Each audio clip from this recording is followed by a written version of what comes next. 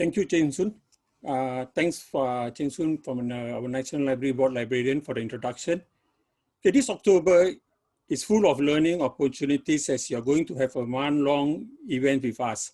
My name is Tiwari, and one of the SUSS Gerontology alumni. It's my pleasure to host the webinar today. Today's topic is on ageism in our society and the workplace, harnessing the silver value of Singapore. It's a well-known fact that Singapore workforce is aging rapidly, with 6 in 10 are age 10 or older. In a recent speech by Senior Minister Tharman Shanmugaratnam, he emphasized that there must be a rational effort that requires new thinking among employers to reorient their management philosophies, recruitment, and retention practices, so that middle-aged and mature Singaporean workers will have a decent shot to prove themselves, and in turn, employers can reap the benefits of hiring them. Just as in an exciting session to debunk stereotypes of mature workers and explore a myriad of opinions and strategies to counter ageism in the workplace and society at large from a panel of distinguished local and overseas speakers from the 3P, people, public, and private sectors, and the academia.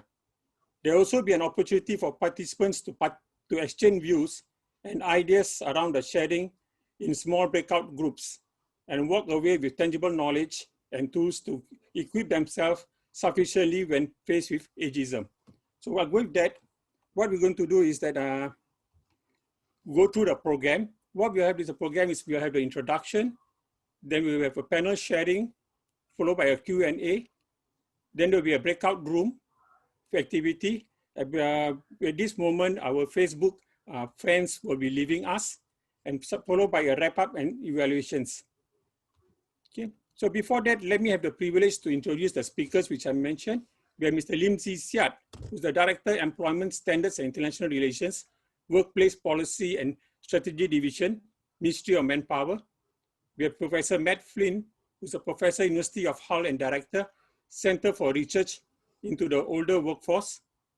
We have Ms. Loh Pek Kim, who's the Chief Human Resource Officer and Advisor, Workforce Development, Singapore Public Service Division, Prime Minister's Office, and President, Singapore Human Resource Institute. We have our energetic Mr. Tan Kwang Chek, Chief Executive Officer, Agency for Integrated Care, and ever-ready young Ms.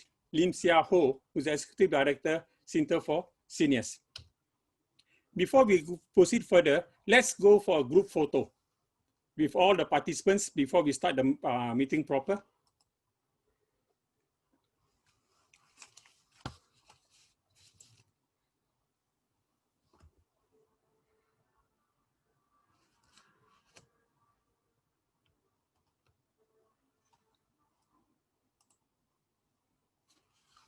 All smile to the screen.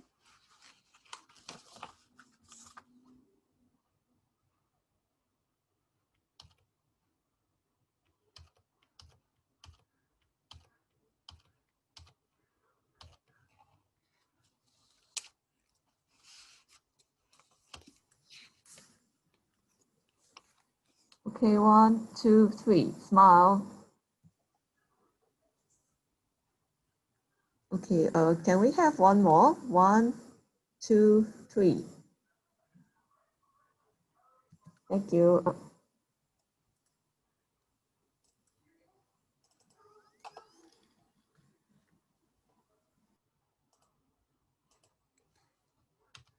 Okay, so with that, let me introduce our first speaker.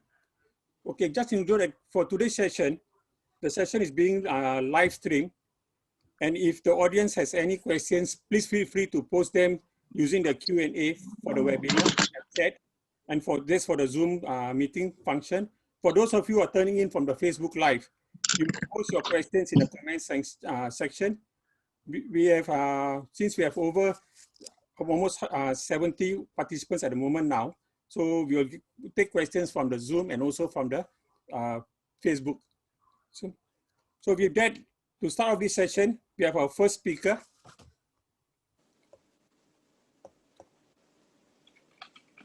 Mr. Lim Si Siat, who's the Director, Employment Standards and International Relations, Workplace Policy and Strategy Division, Ministry of Manpower. Mr. Lim, please. Thank you very much. Thanks, Prof. Thai, for your introduction. And good afternoon, our fellow panelists, ladies and gentlemen. First of all, let me start off by congratulating the SUSS for your 15th anniversary and 10th anniversary of your gerontology program. And on behalf of my ministry, I thank SUSS and NLB for inviting us to share our views on this very important topic. Moving on to the next slide, let me start off first by sharing some information on our population and employment landscape. Our older population will double over the next 10 years. That is the line in red. While those aged between 20 to 64, the line in blue, will stop increasing. And the combined effect is that we will have an aging workforce. Next. Well, our aging workforce is also one that will live longer and importantly in better health too. So compared to 20 years ago, Singaporeans actually spend more than 3 years more than previously in 1999 in good health. And that is a very positive development and a good development for us as well as a workforce. Let me bring you through further slides. Next. Well, our approach, therefore, given these developments of an aging workforce, but one that's also living longer, is to support our older workers who wish to and are able, to continue working. And our workforce may be older, but can certainly remain competitive and adaptable. And our older workers can fulfill their aspirations to work for as long as they wish, while contributing meaningfully to a vibrant economy, as well as staying socially and mentally engaged with their peers and their society. So as you can see, our employment rate has increased significantly over the years. Older workers who are able to work have continued to do so. Next. This is just a slide to show that there has been many developments over the past over decades. We've implemented changes over the years to help our older workers stay employable, while also at the same time allowing for business flexibility. So you can see on the slide the various changes to our statutory retirement age, the introduction of our re-employment concepts, and then the raising of the re-employment age in 2017. And the question from here was, what's next? So the next slide will explain that. So in 2018, we convened the Tripartite Workgroup on the older workers. Tripartite because it consists not only of the government, but also our unions, NTUC and the unions, as well as the employer representatives, notably from the Singapore National Employers Federation. So this was a Tripartite Workgroup convened to prepare our employers and aging workforce for the future. And the Tripartite Workgroup reviewed the longer term relevance and the next moves for the retirement age and the re-employment age. It examined the CPF contribution rates for older workers and the impact on retirement adequacy. Importantly, it also talked about how to promote an inclusive workforce and progressive workplaces that value older workers. So in 2019, after 1 year, we're happy to say that it set out a comprehensive set of recommendations and provided a clear roadmap for the national strategy for productive longevity over the next decade till 2030. So it's a 10-year plan for how we would support our senior workers, our older workers' employment. So the recommendations are in 3 buckets, essentially to increase the retirement age and re-employment age over the next decade, to encourage employers to develop these measures that will value our senior workers, and of course to gradually raise the CPF contribution rates, taking into account the economic conditions. Next. The retirement age and re-employment age, as I said, it provides assurance of a job to senior workers, right? That's beyond 62, they will get re-employment unless there are other circumstances. So there's protection up to age 62 from dismissal on the grounds of age. And between 62 and 67, employers must offer re-employment to eligible employees. Of course, the employers may adjust certain jobs and benefits on reasonable factors. So this is a balance between the worker needs and the employer needs as well. Importantly, we should highlight that workers may stop working whenever they choose. So it is really up to them how much and they want to continue working, and the Act changes allows for that. Next. But of course, legislation alone cannot ensure that workers are valued and embraced. So through our engagement with members of the public, with employers, we find that these are the barriers to an age-friendly labor market. Let me go through each of them in a bit of detail. Next. First of all, there's the finding from the Tripartite Workgroup is that the incidence of training has actually increased. So the employers need not be too concerned that the older workers are not willing or able to reskill, because the figures show that they have been over the past few years, as you can see from this chart. Of course, the incidence of training is still lower than that for the resident labor force. So more can be done. Next. Well, the employer's guidance and support to identify and make available the training opportunities is identified by the Tripartite Workgroup as key to supporting older workers. And the findings in this chart shows why. That older workers, while they're willing to train, prefer more guidance from the company. So the bar in orange is longer than the bar in blue, right? It's because the bar in orange represents those that are 55 and above, and they prefer more guidance from the employers for training, and less so in terms of looking for the relevant training themselves. So employers can play a very significant role in helping our older workers train more by guiding them to the right areas and right causes. Of course, it's not just employers. Our older workers are also encouraged to adopt a positive mindset towards reskilling and upskilling and participating in the training that will be relevant to them.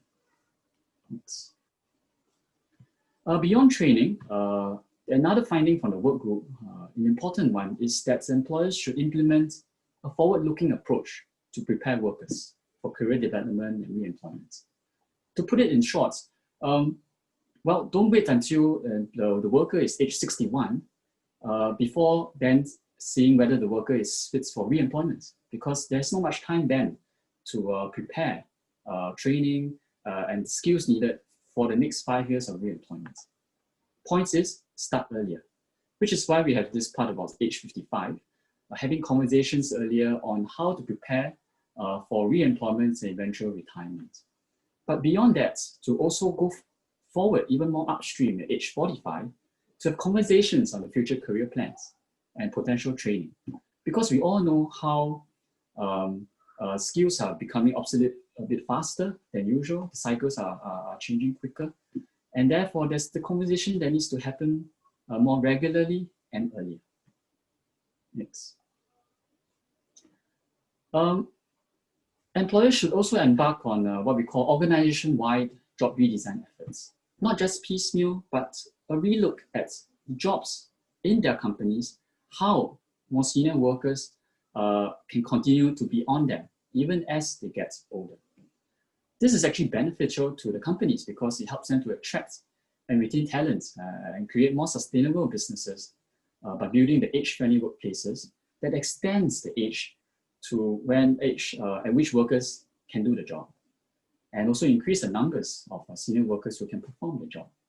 The reality is that the number of workers, local workers in the workforce will not increase, and they will age. And it will be beneficial for workers, for employers to prepare for that. And we have grants available to help companies who need funding support for job redesign, productivity solutions grants, enterprise development grants. Next. Another finding was that senior workers prefer to remain in the workforce on a part-time basis as they near retirement. So half the workers, senior workers polled by MCI in 2018 revealed that actually they would prefer to continue working, especially if part-time opportunities was available. So in a way, it's a missed opportunity, which I think we can rectify. Next. So employers are encouraged to provide part-time re-employment opportunities for senior workers. So when workers approach age 62, or even before that, they may actually want to gradually reduce the intensity that they work. And if employers can plan forward and restructure work processes that can accommodate more part-time employees, it will help them to retain and attract these talents. We can also play a mentorship role to the younger workers. And again, government, we're doing what we can to roll out the grants that will help employers by providing them up to $125,000 to help them to restructure their work processes, change the HR policies that will allow older workers to be re-employed on a part-time basis until they're 67 and beyond. Thanks. A particular issue which I wanted to raise was also about healthcare costs. And actually this is a concern for employers. It should be a concern for employers because if you look at the charts, it showed that the total healthcare costs incurred by employers have increased by 50% just over a short period of 7 years. Majority employers today, provide medical benefits through their group hospitalization and surgical scheme. That is good, but the nature of this scheme is that it becomes increasingly costly with an aging workforce. And that is a cause for concern, especially so in the next 5, 10, 15 years to come. So employer-provided medical benefits is recommended that it should be restructured to ensure that they are sustainable, the costs are sustainable. So companies are encouraged to restructure to use perhaps additional MediSave contributions or other types of flexible benefits. And the reason why is that this will make the healthcare costs more predictable, more sustainable. If they can provide fixed MediSave top-ups rather than have to pay premiums, they will increase exponentially when workforce ages. As we all know, that's how insurance premiums are calculated. But it will also continue to provide flexibility for employers because the coverage can vary from being basic to generous. For employees, this portable medical benefits make sense because the coverage will continue with no risk of exclusion, which is what the MediShield Life provides for, even if they change their employers or even when they're unemployed. So unlike the GHS, which is tied to the employer, the MediShield Life follows you even as you change employers or become unemployed. So it is a key benefit for employees. And again, governments provide support through tax deductions and increasing the limits to what the employers can provide employees with additional MediSave contributions. Next. Coming to the end of my presentation, I just want to share all the other support that the government has put in place for employers to retain the senior workers. Moving to the next slide. The senior employment credits provides wage offsets, which will help increase the employability of older workers. And the next slide shows the support for CPF transitional offsets. Next slide on CPF, where any increases to the CPF contributions, half of it will be offset by the government. Again, this will help increase the retirement adequacy of the older workers without putting as much burden on employers. And the last slide I have is a senior worker early adopter grant that will help our firms who want to be progressive and raise the retirement age and re-employment age faster than what the legislation is doing they will also get help of up to $250,000. Companies are required then to make the changes to your HR policies and employment contracts so that it applies to all the other workers that will come. So really, there's a lot of support to help employers hire and retain older workers, but also for our older workers to play their parts to remain employable, to upskill and contribute to their companies and to society. So with that, I thank you very much, and I hand the time back to the Prof.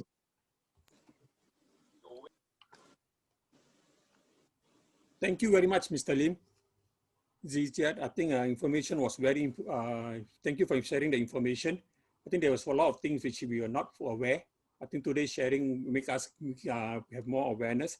Okay, now, maybe next, we have heard about Singapore, what the Singapore government is doing in terms of the 2019 plan for mature workers. Now we'll move on to Prof. Matt Lin, who will share more in the terms of the overseas, how they handle the older workforce. Prof. Lin, please.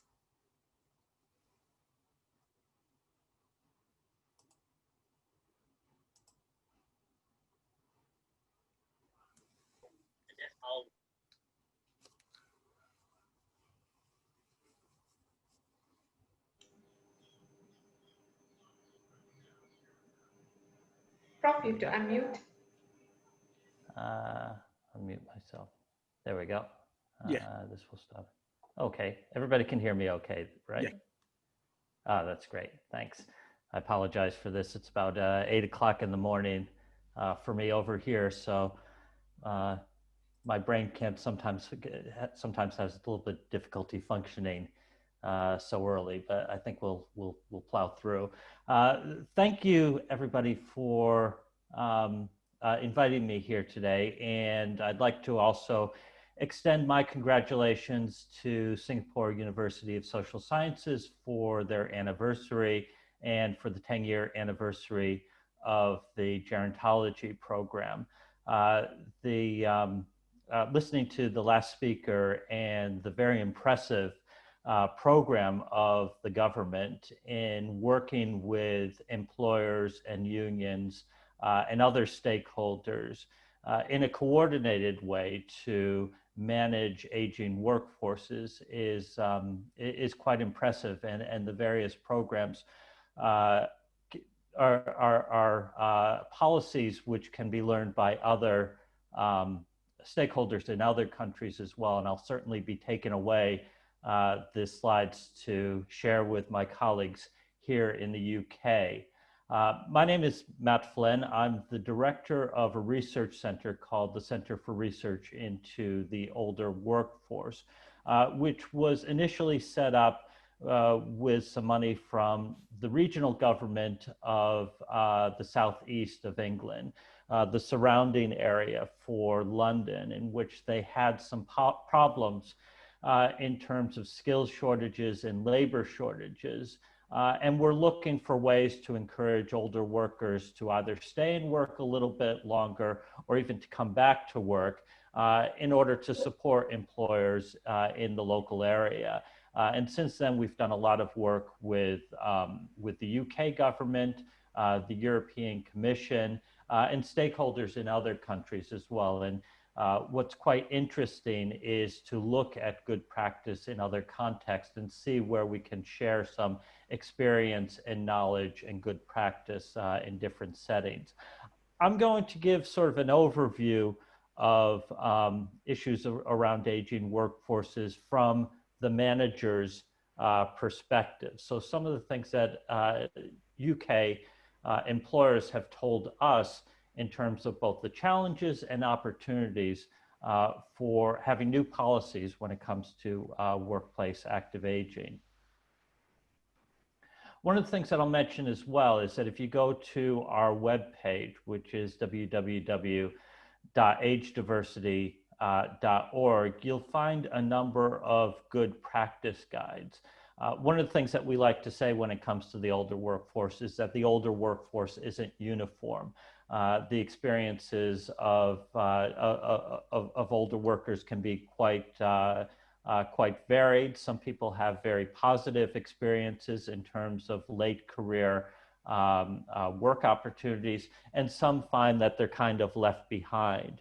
Well, the same can be true when it comes to managers of organizations. Some organizations have succeeded in adopting new practices when it comes to active aging and have seen a dividend from that. They've seen the business case for their organizations adopting new practices. And other organizations struggle, and this might be differences when it comes to industry, the size of organizations, and so forth. So what we did was produce a series of good practice guide for different stakeholders. So we've got a good practice guide called Managing a Healthy Aging Workforce, which is aimed at HR directors, particularly HR directors who want to demonstrate the business case for adopting new approaches to active aging. So convincing the finance director or the head of the organization or the person in charge of marketing that this is a good thing for the organization as a whole. It's not just an HR issue. It's something that can benefit the organization entirely. We did a good practice. We wrote a good practice guide for trade unions about representing members who are a bit older, or balancing the interest of older workers and younger workers so that both sides can benefit.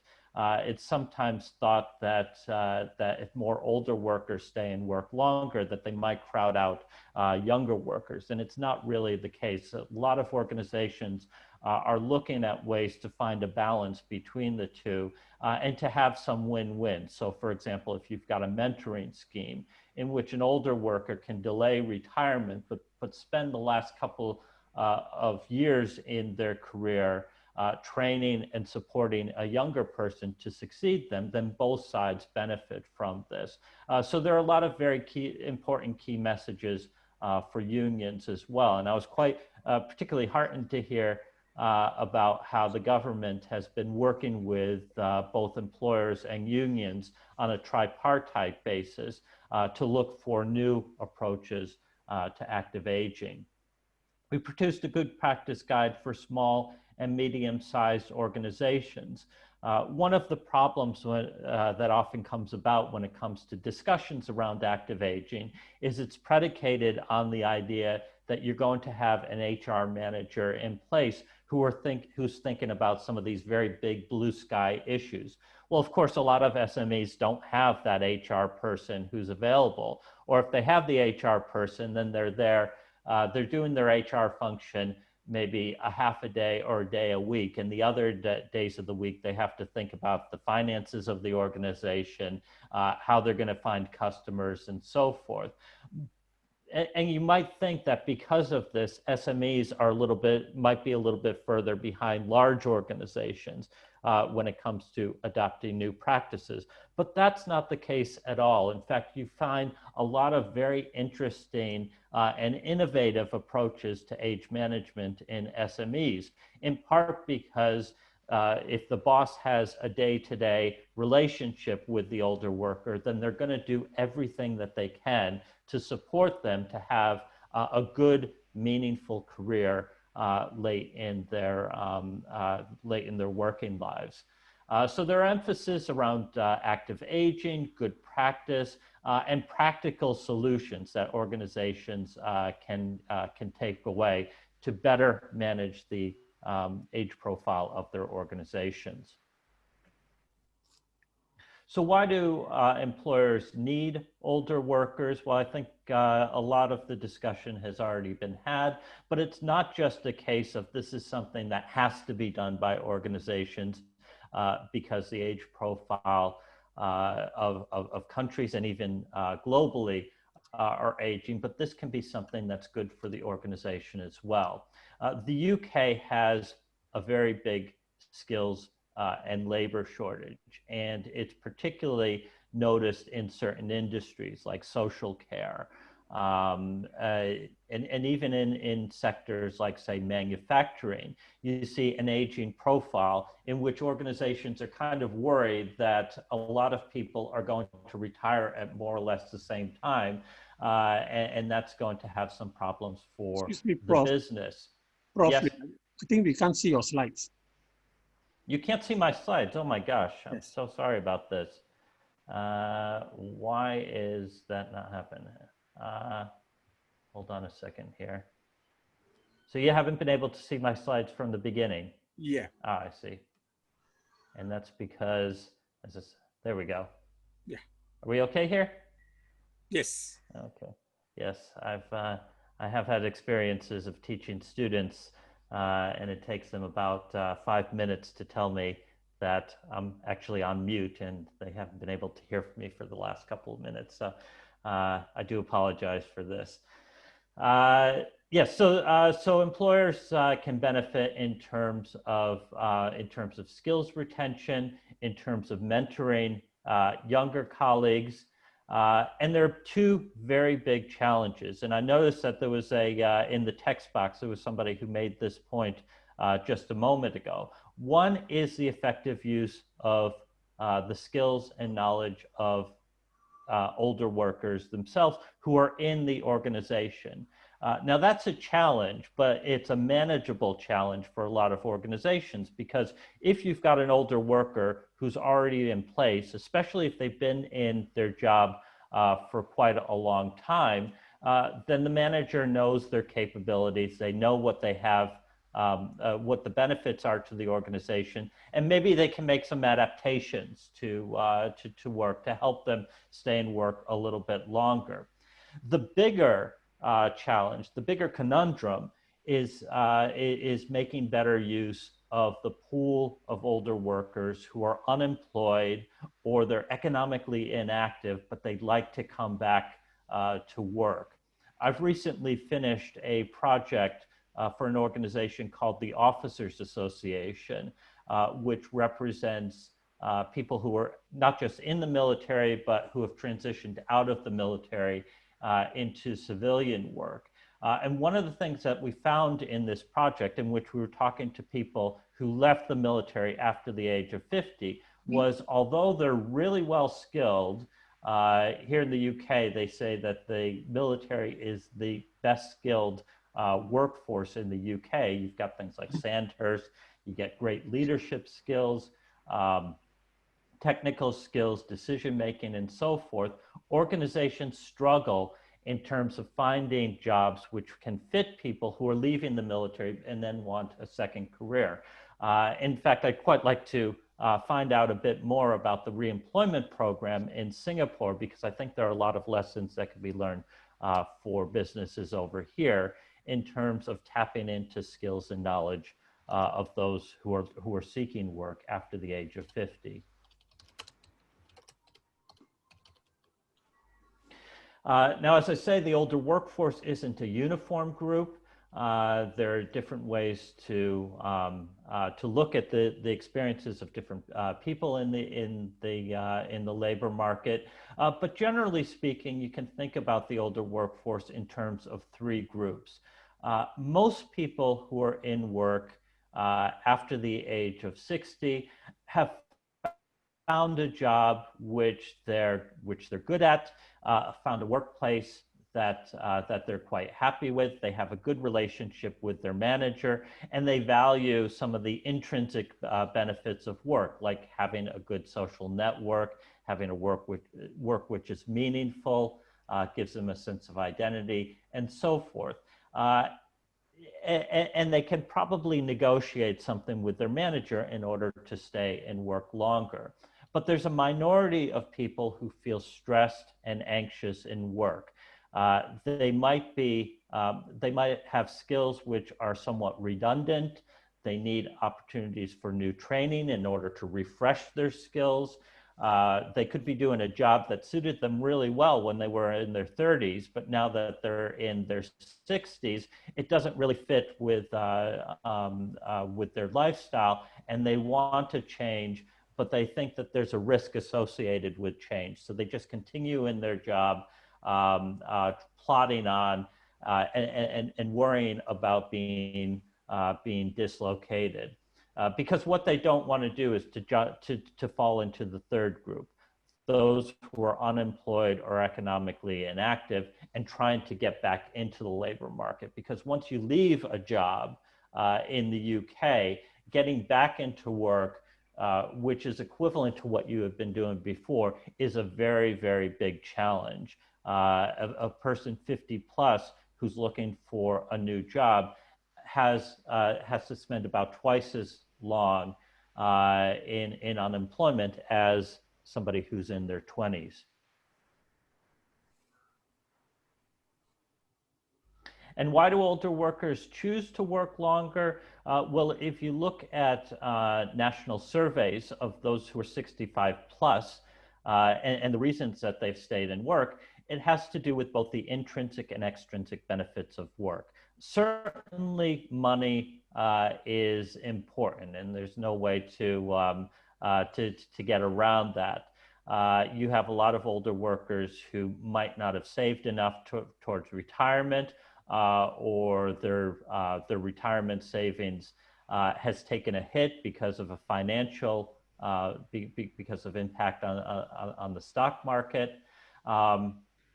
And that's certainly a very big motivating factor, but so too are the intrinsic benefits of work, such as having a mission, having a sense of identity, maintaining workplace networks and friendships and so forth, and making a contribution to wider society. And what organizations need to do is to find out more about what motivates their older workers to stay in work, and then to offer them something which matches their expectations and motivations. I'm now going to talk about 5 big issues which have come up in talking to employers when it comes to adapting their policies and practices to an aging workforce. First is the issue of health and well-being, and this is usually something that worries organizations the most. The idea that if people stay in work longer, then it'll be more difficult to manage changes in physical and mental capability. There was a big literature review which was carried out a couple of years ago in the UK when it came to mental and intellectual capabilities of people in work. And what it found was, at least up until normal retirement age, there's no evidence of a decline in capabilities. Older workers think about things, process tasks differently than younger workers. So if you've got an older worker and a younger worker on an assembly line, maybe the younger worker can carry out a task a little bit faster, but an older worker thinks about things more holistically, so they can do bigger, more complex processes faster than the younger worker, and they're less likely to make mistakes. The key message there is that for organizations, having a multi-generational work team can pay dividends, because the younger worker can perform the task very quickly, and the older worker can maybe supervise and make sure that there aren't any mistakes as the tasks are being carried out. When it comes to physical capabilities, of course, the capabilities do decline, or they do change over time, but there's no real uniform pattern. Somebody who's in a physically demanding job might have a lot more physical capabilities. They might be stronger, able to perform tasks longer than their younger colleagues. There's a lot of evidence to suggest that there are many older workers who are economically inactive for health reasons, who would like to come back to work. They might need some intervention from employers to help them both manage their health condition and stay economically active. But this can pay dividends for the organization. And if you give older workers more control, more agency over their workloads, how they carry out their tasks, and so forth. Often this can be the way in which they can manage their health conditions while staying in work. The key issue, and I think this was pointed out by the last speaker, is that you need to manage health across the life course. So it's talking with your employees, not just when they're in their 60s, but when they're in their 40s and 30s and even 20s, about how they carry out their tasks and to identify interventions which might be needed in order to mitigate any negative impact on health that work might bring. Second is the issue of skills and training. And again, learning from the experiences of Singapore is quite illuminating, because for many older workers, the offer of training is seen as kind of a punishment. If your manager offers training to you, it might be a signal. A lot of older workers think of this as a signal that they're not performing their job well, that their performance isn't up to task. And an offer for training might be a signal that, well, this is the first step towards dismissing you. And they see this as something negative. That second group that I mentioned before, who feel stressed and anxious in work. And it might not be the case. Usually it isn't the case. Offers of training are ways in which that an offer for the older worker to perform their job better, but also to get more meaning and more value from their work. Organizations which adopt a learning organization framework in which everybody takes part in training, in which older workers can share their knowledge and skills with younger colleagues, and there's an element of reciprocity there, tend to operate better when it comes to encouraging older workers, and in fact everybody, to take part in training. The next is the issue of recruitment. Age discrimination is still very common when it comes to recruitment. This is simply a fact that we see, especially when we talk to people who are unemployed, especially those who are long-term unemployed after the age of 50.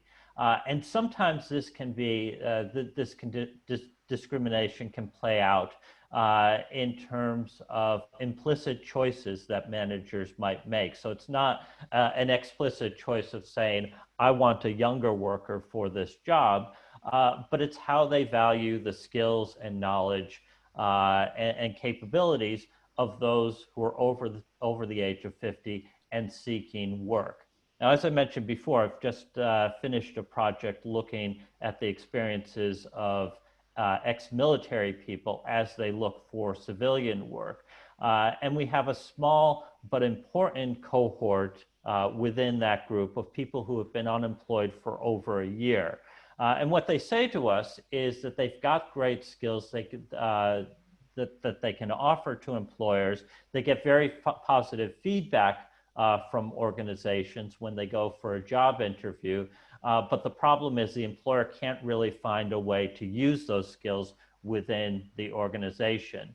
And there's an important message there for people who are unemployed, who are seeking work, in terms of how they present their skills and capabilities and what they have to offer to the employer. But there's also a very important message when it comes to the employer, in terms of thinking expansively about how they can fill posts and how they can use the wide array of skills and knowledge which are available amongst those who are over the age of 50 and seeking work. Recruitment agencies can play a very important role in this, in terms of championing the capabilities of people who are over the age of 50 and looking for work, and working with employers in finding new ways to recruit from a bigger labor pool. You have the issue of flexible working, and again, this is something that was touched on before. Most people who are past retirement age but still in work are working on a part-time basis. And that's great if an employer can find a way in which to accommodate an older worker who wants to wind down in their job, maybe take part in some retirement activities, and to balance work with their non-work life. But what's less frequent are more formal arrangements when it comes to flexible working, which can be very important in terms of making best use of the skills and knowledge amongst older workers. So for example, an older worker in a managerial role could make a very good contribution to the organization if they're job sharing with a younger one for that particular role. They can balance the time between the two, but the older manager can also support and mentor the younger worker, the younger manager in taking in that new role. Organizations which offer flexible working to everybody, not just those with caring responsibilities or not just those who want to wind down towards retirement, but those who want to maybe try a new role or have a mission outside of work or so forth. If everybody can have a conversation about flexible working and it's more universal, then it tends to benefit everybody, especially those who need flexible working. And then finally, you have the issue of performance management. And often this is the aspect of HR which isn't really talked about very much, but it's the most important, or it's the linchpin of active aging. Having conversations between the manager and the employee is vital for finding pathways to all of the things that we've talked about before. So if you're talking with your employee throughout their career about their training needs, about their interest in flexible working, in terms of job change and opportunities to do new things, then you can find ways in which to find mutually beneficial approaches to later career work activities. Sometimes younger managers might find it a little difficult to have conversations with their older employees, but this can pay dividends, both in making the older worker feel valued and also tapping into their skills and knowledge. And the last thing I'll say about this is, coming from a trade union background myself, is that having that conversation with not just the older workers, but also younger ones about what active aging looks like and how it can be embedded within the organization can pay dividends in terms of coming up with solutions which give a sense of fairness to all workers, that active aging can be a good thing for them. Innovative solutions and new approaches to work which can benefit the organization, and intergenerational fairness, so that older workers who stay and work can add value to the work and the careers of their younger colleagues. And that's all I have to say about the subject. Thank you once again for inviting me to the session. Oh, sorry. And here's how you can find more information about our research.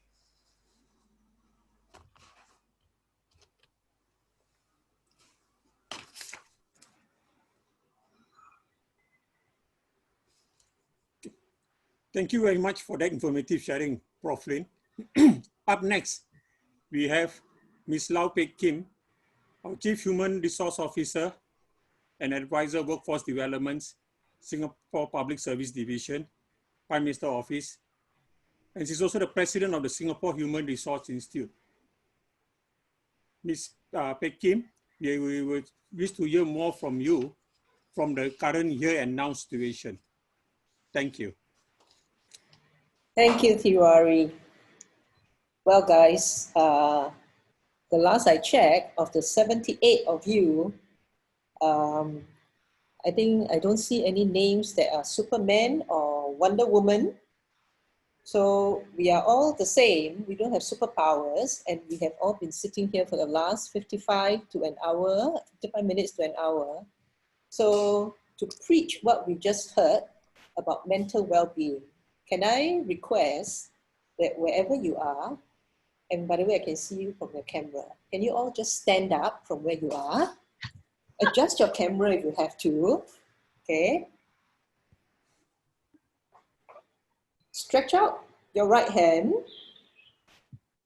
put it over to your left shoulder, and give yourself a pat on the back.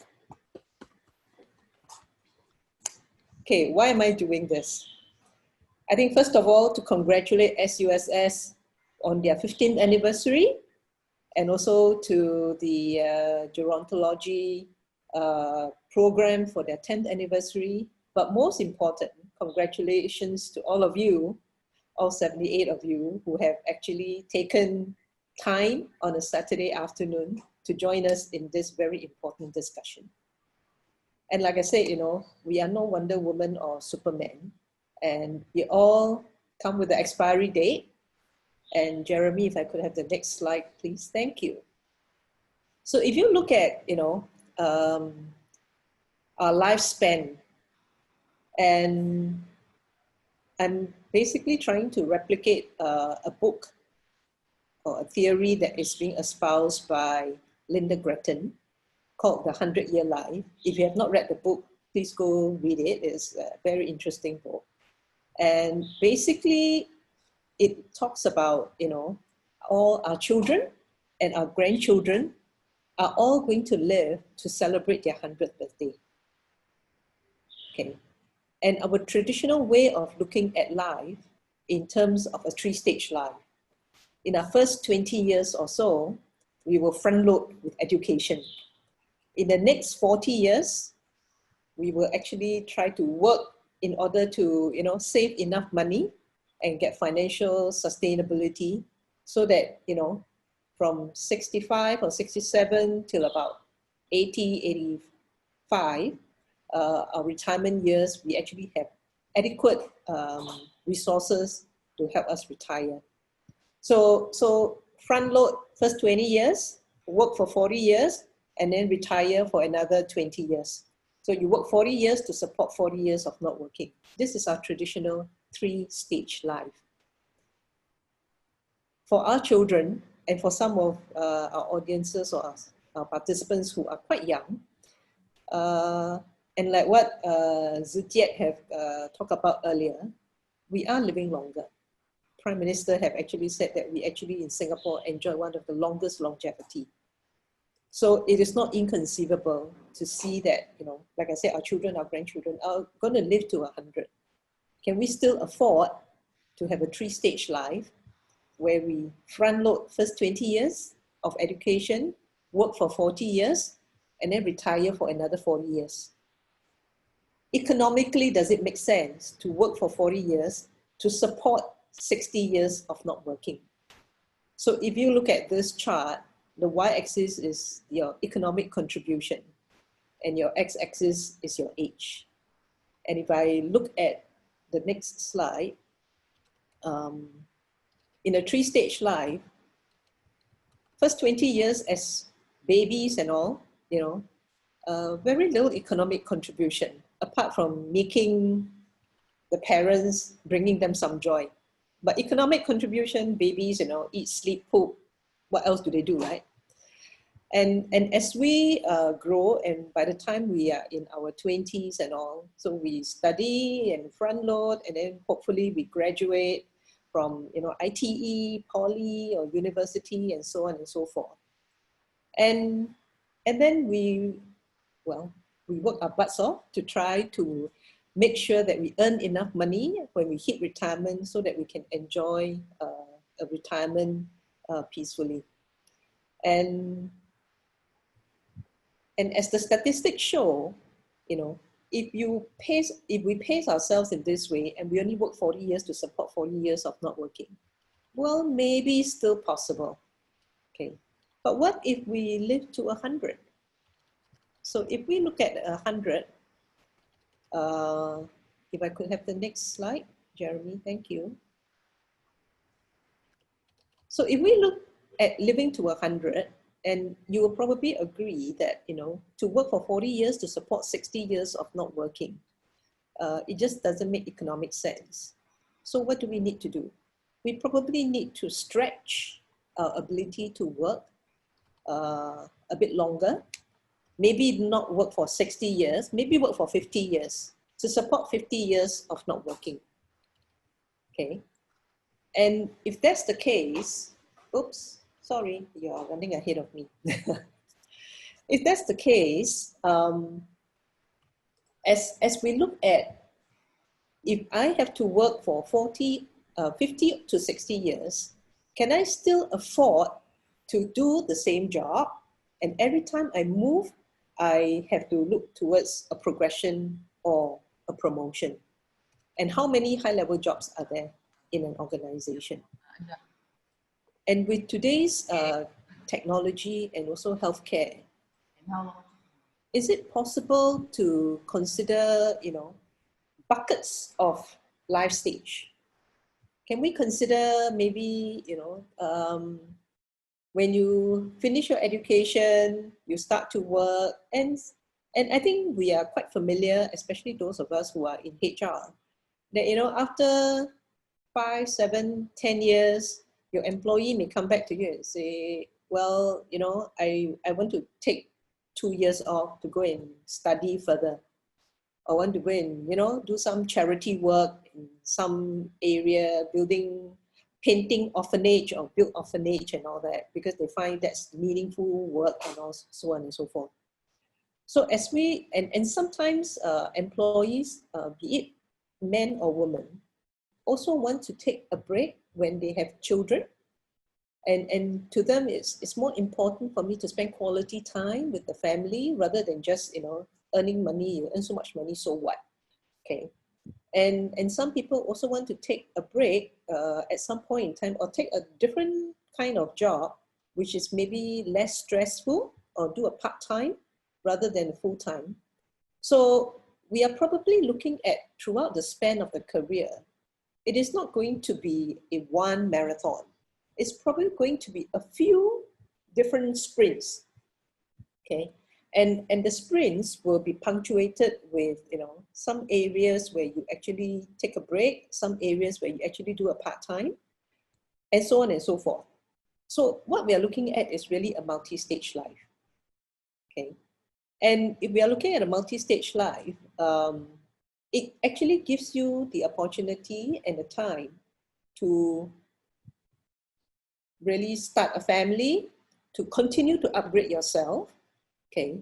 And if it is, as it is, we are already quite stressed working.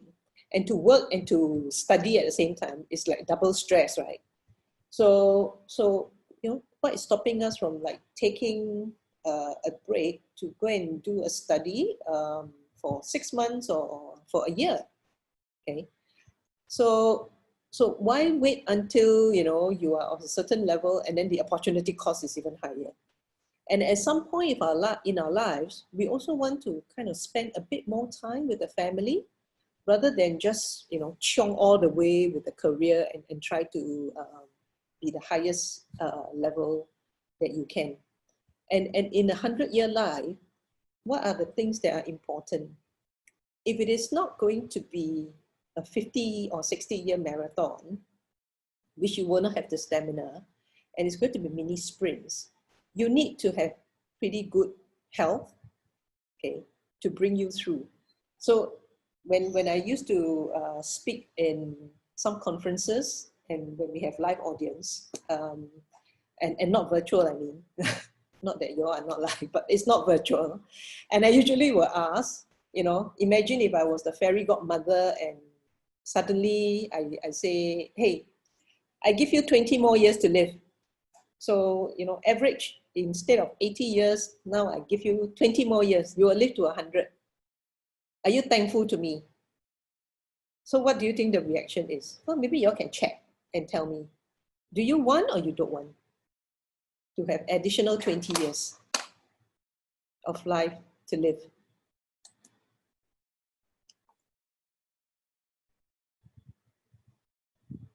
I'm not seeing anything on chat.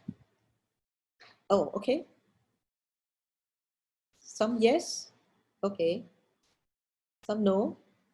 Dolly says, depends on health condition. Casey says, of course, if I have the means to support. Lily says, definitely. Okay. Conrad, no thanks. Yeah, and well, if it is with quality of life, then yes. So the answer is, it depends. Okay. It depends on, if I give you 20 more years, and if I give you 20 more years, as in I extend your life from 80 to 100, okay? And by the time you are maybe 90 or 95, you know, you are in an old folks home, you're, you know, dementia and all that, and maybe on life support, then of course you'll say, Cam, thanks, but no thanks. You know, you can keep your 20 years. I don't need the additional years. I want the additional years where I have high quality of life, right? So what does that mean? That means we need to pace ourselves. That means we need to make sure that, you know, we still have good health. We are able to pace even our financial situation so that we are able to be independent, okay? And we have the mental capacity as well as the physical ability to live a full life, which is why I think in Singapore, we are actively promoting active aging.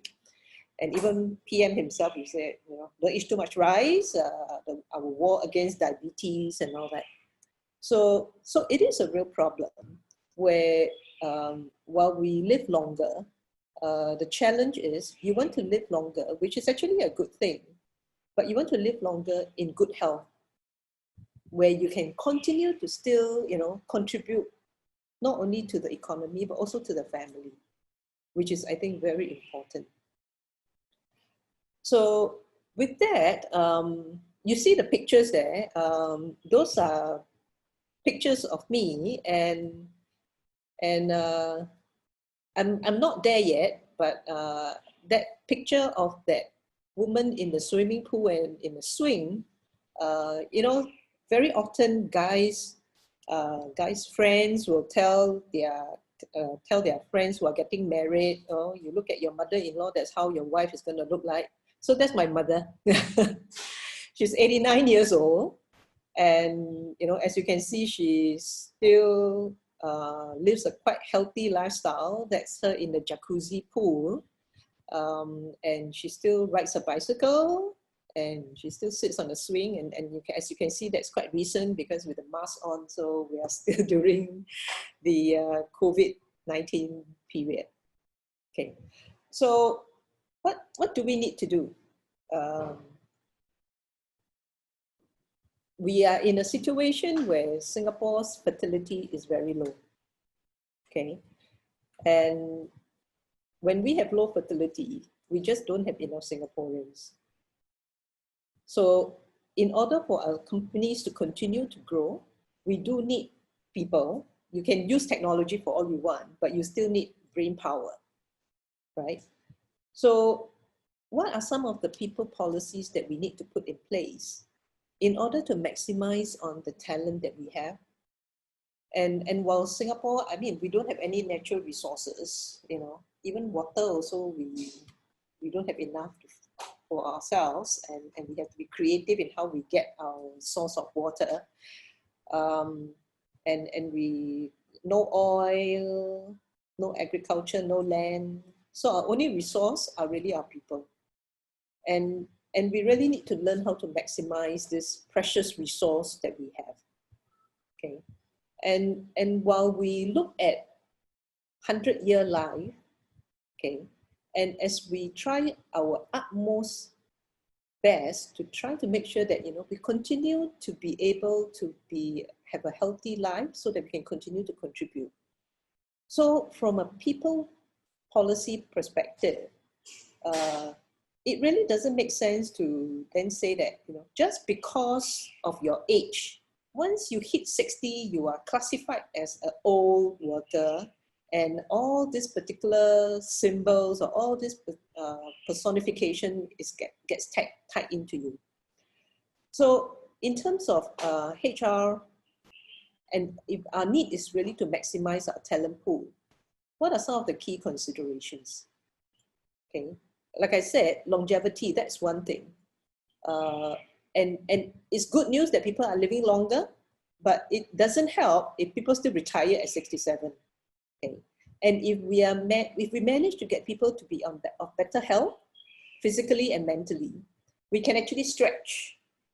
Okay, but when we stretch their career lifespan, we also need to make sure that, you know, we don't stress them out or burn them out, because I mean, if you are running a marathon and it's 50 or 60 years, halfway through you will punctate and then you just fall flat, right? And if people are working towards retirement, what do you want to do when you retire? You want to spend some time to upgrade yourself. You want to spend some time doing leisurely things, go for holiday, you know, spend more time with the kids. Have you considered, what about, yeah, Jeremy, if you go back to the last slide, I think I forgot to bring up this point.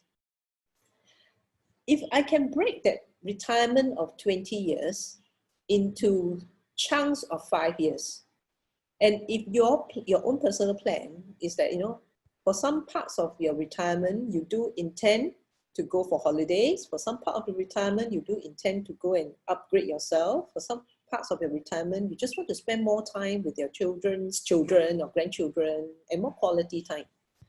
What about you break up some chunks of it and put those chunks in part of your career? So you redistribute that 20 years of retirement.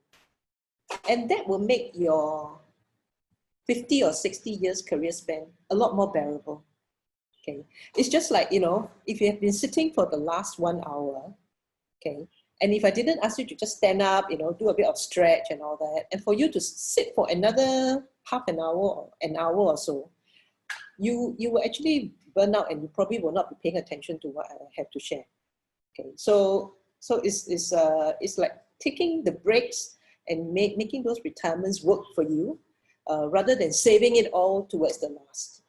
It's the same as, you know, as you work and you save a lot of money, and what's the point of being very rich because you can't bring the money with you to the coffin? Because when you go into the coffin, you cremate, it's all gone. So we have to learn how to make use of spend some of those money and pace yourself. Okay, so if I could have the next slide. Thank you, Jeremy. So I talked about longevity. I spoke about the low fertility rate. So for Singapore, it is not a choice because we are so short of talent. We are so short of people. We have to see how to creatively maximize our talent pool. Okay, and like I said, important, make sure you get better health in order to be more productive and to enjoy that longer lifespan. Okay, because we all don't want to spend our additional years or retirement years in poor health.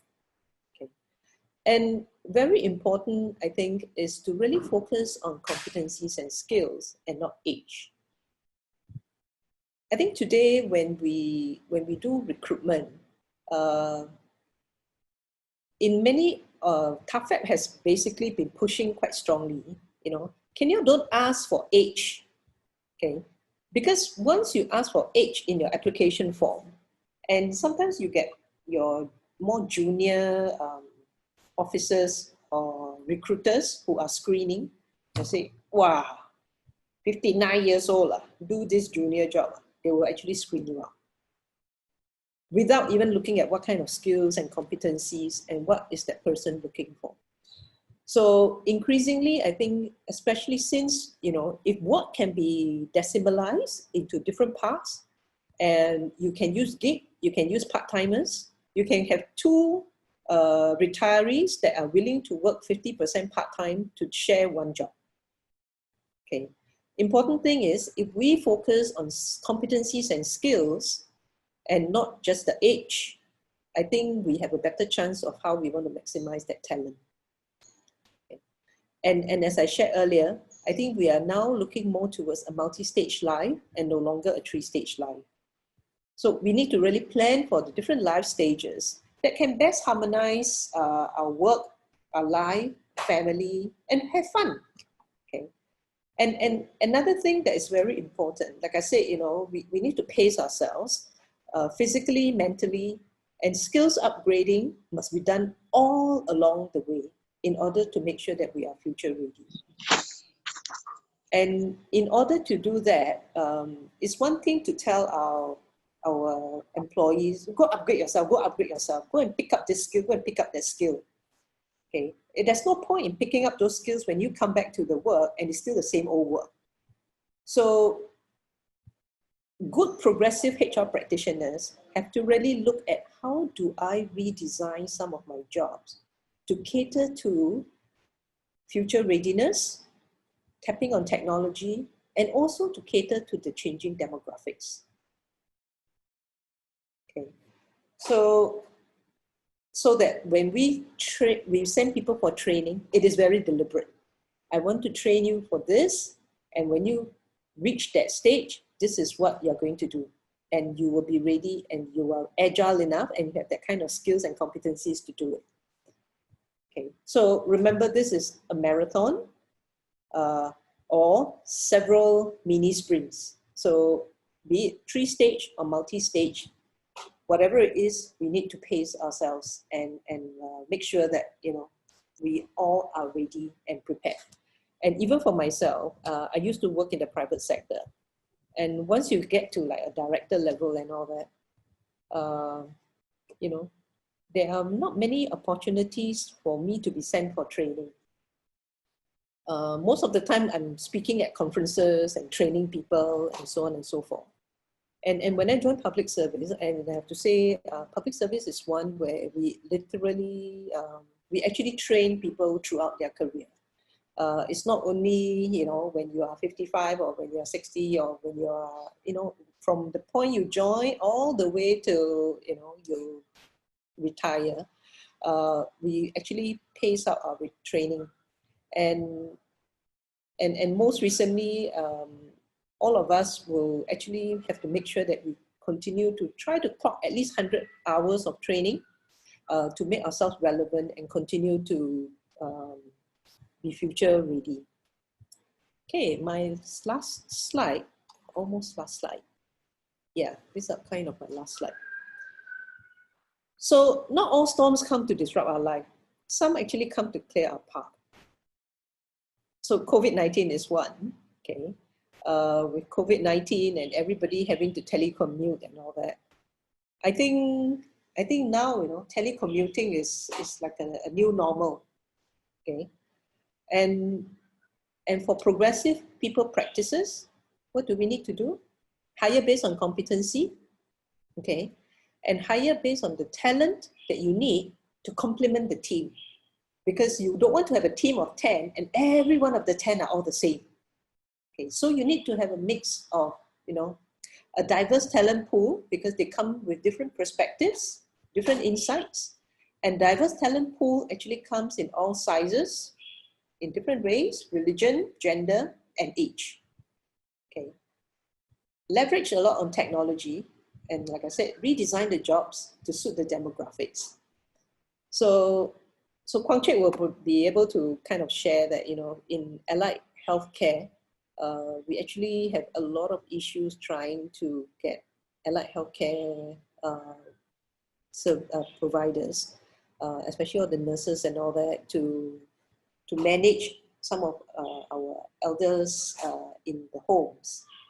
And as much as we can we, you know, try to use technology to redesign those jobs so that people who are not so young are still able to come into this role and help to relieve. And they are actually in a better position because they can speak the language and they can, you know, empathize a bit better with the residents of those homes. So I will not steal the thunder from Kwang Chek and let him speak later. And I think for progressive people practices, I think increasingly job descriptions are becoming redundant, especially you're asking for, oh, how many, what degree and what kind of qualification. I think job description needs to ask for competencies, And we must be prepared to decimalize jobs, and the job description will describe what are the competencies I need in order for you to do this job. Okay, and we must continue to be open to gig, to part-time, and really tap on the agile and flexible workforce. And also cater our people policies and benefits to a very diverse demographics, and not, you know, only cater to what I will call M+2, you know, straw person, married plus 2 kids, and these are the benefits that you have. And if I happen to be not married and no kids, but I have aged parents, then all these other benefits don't apply to you. And is that being fair? And could you maybe design it such that it's a benefit pool? You can use it for the kids, or you can use it for your aged parents, for example. Okay, and also tap on drawing wisdom from the matured and the wiser workforce. To me, I think it's a shame that we have invested so much in training our employees for the last 40, 50 years. And then once they retire, they say, oh, have a nice retirement party, goodbye and good luck. And if they are mature and they have all that wisdom, why not tap on them? Okay, and how might we, you know, redesign some of the jobs and draw some of those wisdom from that pool? And they very well, you know, may not require a full-time job, and they may want a part-time job. And for them, especially if they have planned financially, and they're quite comfortable, and they will not be very expensive, but most of the time they are very willing to share. Okay, so tap on that. Don't waste the investments that, you know, like I said, it's ROI that we have already invested on. So we must reap the results of those ROI.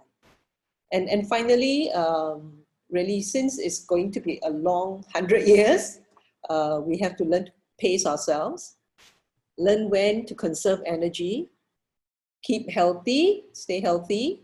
And I cannot emphasize this enough. Healthy means physically as well as mentally. And very important, before you look after other people, make sure you exercise some self-care. Okay.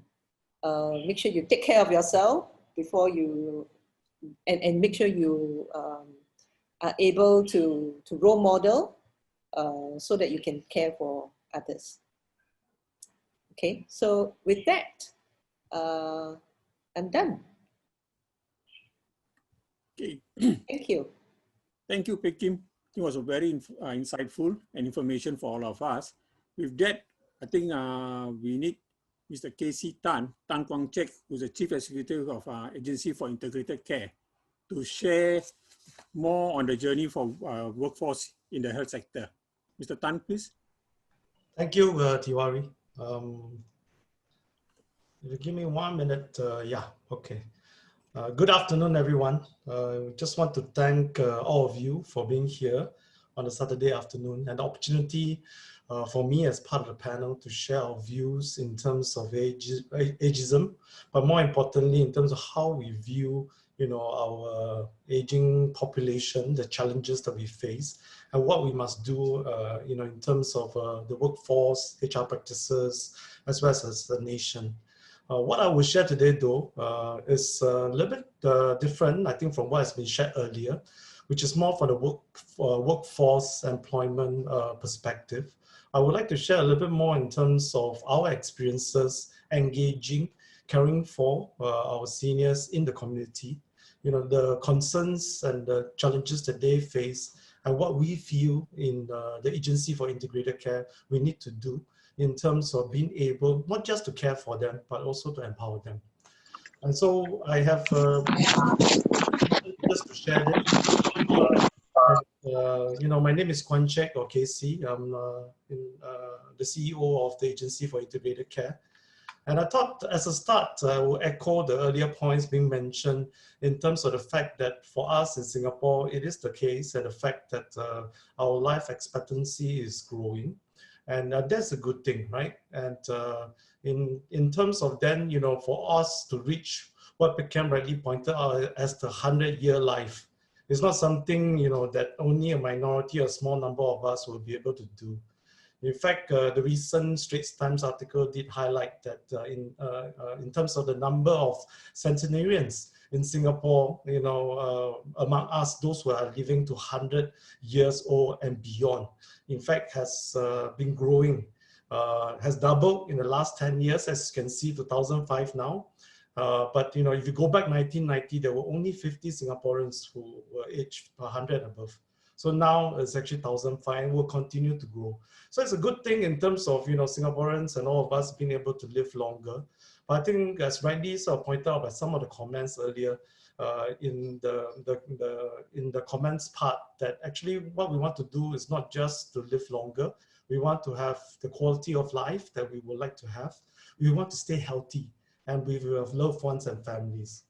So for us in AIC, I think one of the things that we are really focusing on is not just supporting our seniors who are growing, who are living longer, who are having longer life expectancy, but also helping them to stay healthy, as Pekam rightly pointed out. It is a concern, I think, in terms of the statistics for Singaporeans, that while we have one of the longest life expectancy in the world, the number of years that we do spend in ill health or disability is also going up. So I think what we want to do is really to make sure that the healthy adjusted life expectancy, which is the number of years that we're living in good health, actually continues to grow as our life expectancy grow. And I think that's where AIC comes in terms of our focus to help our seniors be able to stay active, stay healthy, and to get the care support that they need. But even as we sort of talk about care and support for our seniors, it seems to suggest that our seniors, need the help.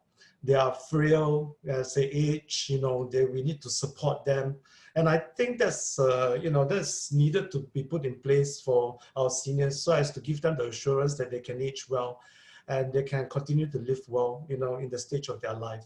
But we have been also talking about how do we change the narrative. And this is something that I think has been discussed and spoken about and driven across the whole of government as well. We need to view aging not just as a challenge, as this big problem as a nation we need to deal with. It is a positive force. And I think Pekam has spoken at length in terms of how we should tap on the wisdom, the experience, and the energy of our seniors to be able to drive our nation, our society ahead. And so I believe, that we need to look at not just the needs of our senior, but also their aspirations.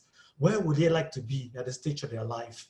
How do we help to also support that? Because they, like any one of us, do have aspirations, do have a view of how they want to live their life.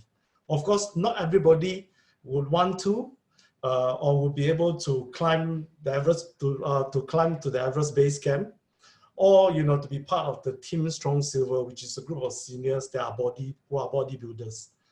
But if you ask the seniors, I would say most of them, through our outreach effort, have told us that they do have aspiration of living well, healthily with their family, doing what they like to do, contributing what they think is meaningful. So it is about aging as a positive force, and how do we actually best cater to the aspiration of our seniors. And here I see, we are focusing a lot on caring for our seniors, and how do we create a vibrant care community. And the key word here to me is empowerment. It's not just about helping, caring for them. They are far capable, with the health, with the right mindset, with the ability actually to live the life that they want to do so. But our job, I feel our role, together with our partners, to create a vibrant care community, and to really focus on helping to empower them in many different ways to live well and age gracefully. And so, since the 11th year that we started, we have done different things, both in terms of working with our partners in the nursing home, in the senior care centers, activity centers, and home care side. But now increasingly in the community, we're looking at how do we help and how do we empower our seniors to live well at home, where they would like to be, and in the community. I'll talk a little bit about that in my next slide. But together with our partners, and this is not something that AIC does on our own, we work with our partners in the community care sector, our service providers, our other fellow agencies, People's Association, Health Promotion Board, Sport Singapore, really to be able to look after and empower our seniors. And this is about, firstly, understanding their needs, helping them to keep active, healthy. We also look at how do we connect caregivers to the support that they need, because caregivers at the end is an integral part of, you know, the care that we need to provide for our seniors at home, in the community where they are. And when they need care services and financial assistance, that's where AIC also come in to support, the latest of which is the launch of Cashew Life, as well as MediSafe Care, just recently on 1st October. And we support our partners to be able to do more, do better, deliver the quality of service to our seniors. So I particularly liked, sorry, I keep referring to Pekem's presentation because many of the things she said resonates with me. She did ask all of you in the audience today with us on this virtual webinar, right? If you had 20 years more, you know, would you want that? And why yes, why not, right? And so based on, you know, our understanding of our seniors, when we do our outreach engagement and we support them through our partners, it's actually similar to what you have said. The concerns, the considerations do cut across in terms of when we think about our lives, particularly, you know, towards the later part of our lives, and what do we want to have at this stage. And it is about not just having a longer life, but the fact that, you know, we want to stay healthy and live well. And even as we do so, we want to be able to age well and not worry, for example, about finances and where do we find the support, you know, for the lives that we would like to live at that point, and the assurance we need to have, you know, whether it's in terms of still being actively sort of engaged, employed, or at the point retirement, as we call it. Although, you know, in the 100-year life, as Beckham pointed out, it should be, you know, in spurts across the life as aspiration, perhaps. And the last part is really to have the quality of life that we all would like to have in different ways. And a lot of times, again, it may not be, you know, to me, you know, very big things like climbing mountains or, you know, traveling to remote places, for example, although many of us will still want to travel when this whole situation, I think, subsides. But, you know, it could be things even in terms of living in the community at home where we have been for the last 10, 20, 30 years. Going to a nearby market, coffee shop, community center where we have gone to meet our friends, to meet our loved ones, where we have been, you know, and doing the things we love, whether it's going to the library, doing activities at a center nearby, meeting friends, or even, you know, being able to contribute as a volunteer, or even work where we want to, where we would like to, you know, in areas that we actually would like to be in. So these are the common challenges that our seniors face, similar to actually what you have highlighted. If you think about your own life, and if we think about a longer life that we have to live. And so just offering the perspective for us in the Agency for Integrated Care in terms of how do we then at the community level help to address this. And Sai Ho, who was speaking after me, she leads the Center for Seniors and a close partner in terms of looking at employment for the seniors. Has been quite a key part, and, you know, I look forward to a talk as well. But to me and for us in EIC, you know, we would like to firstly keep our seniors well for as long as possible. And this well is not just physical well-being. It's about mental well-being, which is particularly apt because today is the World Mental Health Day for all of us. It's also about social well-being. It's also about keeping them engaged with their loved ones and the community. And this is actually because, if based on research in healthcare, social factors is the single most important determinants of health. Diet is important, exercise is important, you know, mental well-being is important, but if someone loses the connection and engagement with the people around them and is isolated, then that indication in terms of the person's health is definitely on the downward trend. And so we want to keep the senior socially connected, engaged as far as possible. If they really are, that's fine. If not, I think the onus is on us to see how best to reach out, of course, subject to what they would like to do to keep them connected. And the last part is enable our seniors to be able to age well in place as far as possible. So just quickly, I'll highlight 4 key layers of focus for us in terms of helping our seniors to be able to live well and to be able to age gracefully within the community and at home. I think the first layer for AIC is really through proactive outreach and engagement. We shouldn't wait till, you know, our seniors have issues, they have problems, they have health issues that they need actually care and support for. We need to proactively reach out, engage them, go to where they live, find out how they are. If they are well, if they are socially engaged, that's fine. If not, are there things that we can help to wrap around them so as to help to support them as they age?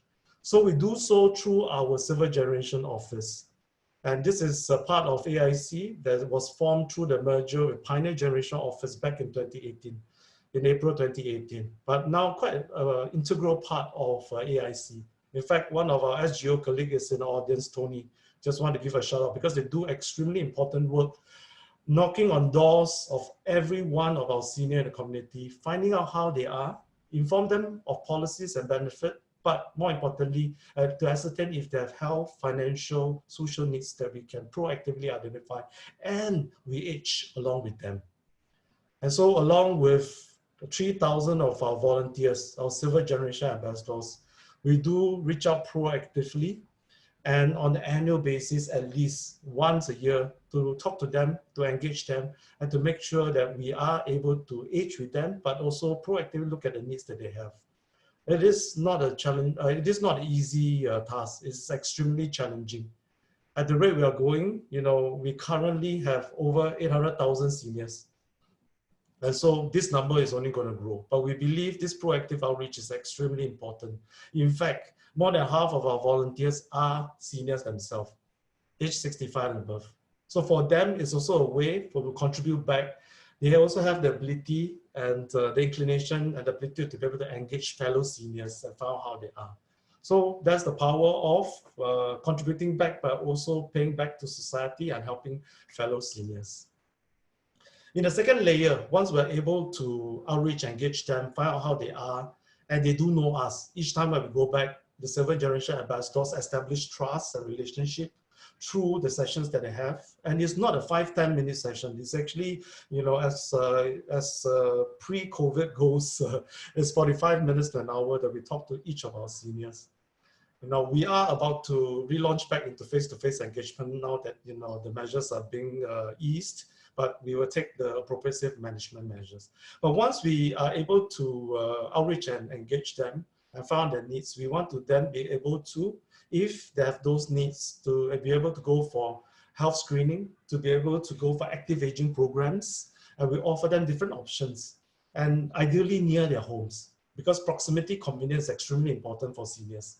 They do not want to travel very far to go for the programs that will be of benefit to them, mostly. So that's where we want to take care of their health, wellness, keep them healthy, and also look after their well-being overall. And the third layer then is if you're able to outreach to them, engage them, you're able to keep them healthy. For those who need active aging programs, functional screening, health screening programs, we want to put them in place close to them. I think the third part is really then how do we build the network of support out in the local communities where our seniors are. And that will be the network that will be able to support the seniors in the different areas of needs, whether it's active aging, befriending, care and support, and increasingly digital adoption. So during this COVID-19 period, one of the key learning points and shift for us is firstly, the adoption of digital tele-engagement, tele-consultation, not just for outreach or outreach effort because we couldn't do face-to-face outreach, but for the care and support services, for example, for home care or for befriending services, we also have to move to tele-engagement, tele-consultation. And that has helped us to shift it you know, significantly.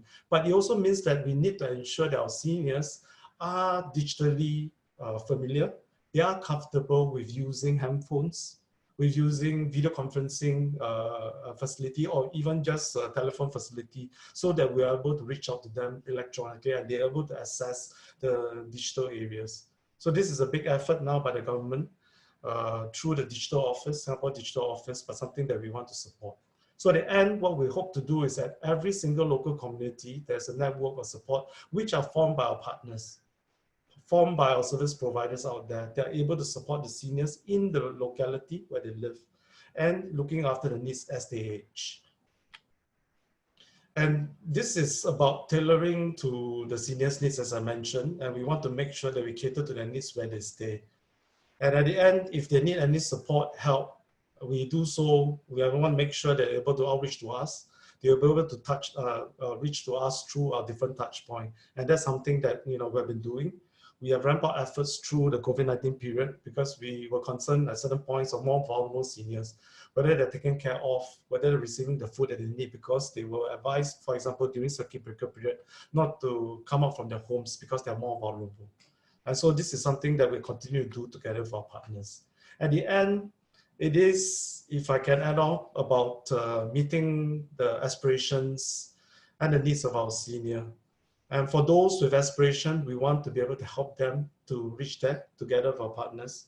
For those with need, we are seeking to build an ecosystem and the local community networks for seniors that are able to support them, help them to age well, help to meet their needs when they need care and support services. Those are available and will be proactively matched to them when the need arises. And at the end, it is also about, for all of us, most importantly as a society, how do we all come together to build a Singapore where our seniors can live well, I think age gracefully, but with dignity and with the empowerment that we like to have.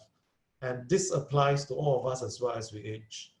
And so, that's what we seek to do. And I believe that's what we need to continue even more to focus on going forward.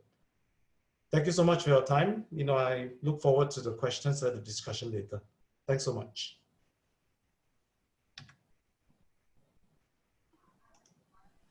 Okay, thank you, Kuan Chek. Our last speaker is Ms. Lim Sia Ho. She's the Executive Director for Center for Seniors.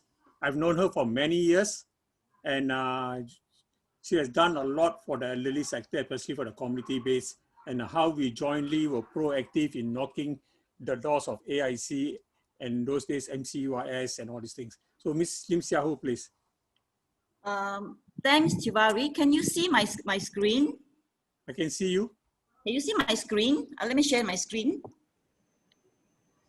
I need to share screen, so give me a minute.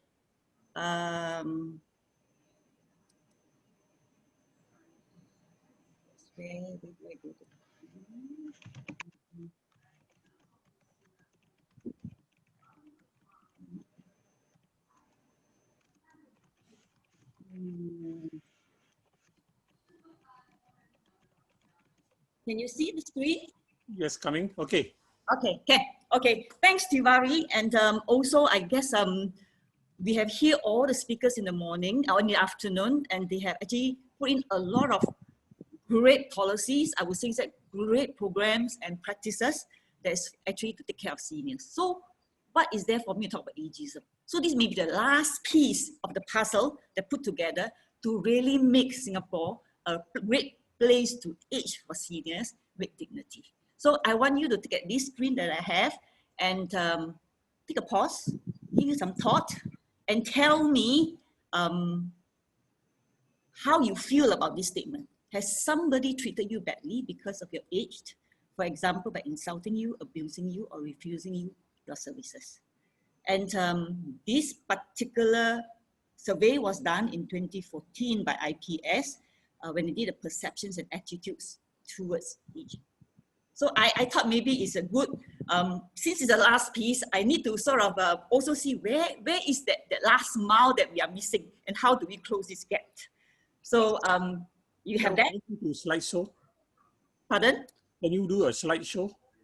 Okay, I will. Yeah, is it better? Yes, better? Thank you. Okay, so now if you're ready, then let me share this. Why is it important? If you all feel that it is 4.8% is really very insignificant, then let me share some statistics with you. This survey was done in 2014, and they're using a population sample of basically people in 50 to 74, and they interviewed 3,000 of them. And if the sample size is really representative of Singapore residents, it means that we have 1 million people in this age group of 50 to 74. And 4.8% is actually 51,000 of them that have faced age discrimination in the past year alone. So Is it number small or big? Yes, I mean, you look at all other speakers that speak today, I think we look at the big picture, indeed, this may be a small number. But if you talk about aging in place with dignity, then you compare this. By contrast, criminally petty theft in the same year was only 17,000. And when you're stripped of your dignity, it is okay. When you're stripped of your possession, that is a petty theft, it is a crime. So that is the stark difference between when we look at how tolerant are we in as a society about age discrimination, ageism. So this is today, I am trying to bring, to sort of create some awareness of where this stereotyping and where this perception of ageism that we need to also address. Because if you don't tackle them, all your grey schemes will not come to fruition. If you don't face ageism squarely, you will never see the value in older people. Your job redesign program will not succeed. Agree? Because even though it's a business case, you will not want to go in because truly you don't want to, you don't see any value in older workers. So that is a fundamental piece that I'm trying to draw across and to create some awareness. And why I think that ageism is very important, because in Canada, they map it against a psychosocial attitude model. So it's about attitude. So you use the three functions of thinking, feeling, action. Ageism, it is about feeling, it's an attitude. We face about attitude towards aging. I like Casey. Casey's attitude towards aging is really beautiful. Yes, we need to take care of our seniors. Really, we must do that. And Pekim says about what we can do. And Professor Flynn says about what the best practices are in place. So we have all the great practices in place. So it's about the attitudes that we need to now tackle. If you don't tackle the attitudes, it goes into thinking, it's a feeling. Then we have these stereotypes. And I want to share this with you. In a nursing home, you talk to old people, the first thing they tell you, old people, they say that, I don't do anything. I just want to die. Because they feel they are burdened. It's burden, they really are. They cannot do anything. They feel that they are no longer any use. They feel useless. What's the thinking? Just don't do anything, let me die. And what are you going to do? This is a negative perception, is a prejudice that you think that you don't want to do anything. That's why nursing homes, Casey have a tough job trying to convince them to stay active. Please do something, take care of your health, come out of your house, don't isolate yourself. So these are the things that the behavior will actually manifest. That is why ageism, you look at it, is very important if you tackle at the root. And ageism sometimes can be unconscious. If you look at the scale, it drags from the unconscious biases to the very conscious bias. So what we need to do, we need to actually move the marker to be very conscious about biases. Then we can really tackle the really issues of how can we bring all these policies and all these practices and implement on the ground. And this is about the last mile that we're talking about. And there are 4 levels. Personal, interpersonal level. Like many of you say that I don't want to grow old. A lot of people say I don't know, this is a personal level. I think growing old is frightening. I don't like to be old, you know. At the social level, someone mentioned when Pekim sharing about the mother, your mom looking so young, your mom is so young looking. We tend to stereotype. What do you mean by young looking? What do you mean by you look great for your age? So we tend to, unconsciously we stereotype. Young means active, dynamic, beautiful. Old means what? Fragile, weak, ugly, nagging, no use. What exactly what do you have adjective with this? Then when it cascade up to institutions, be it in a nursing home, the place we work, it's the workplace ageism. And it plays out in the workplace, whereby from recruitment to hiring to actually in the workplace that we look at how we actually behaved, right to the cultural level.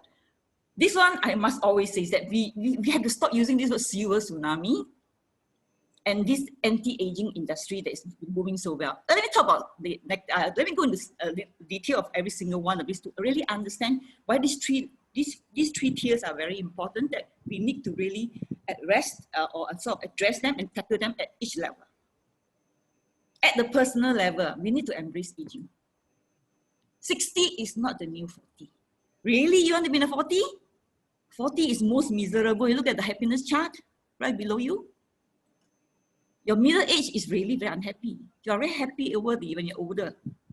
So new 60 is not the new 40. Though I agree that in terms of our health, in terms of our education, we are better off than our older parents. 60 is the new 60. And we got to embrace that.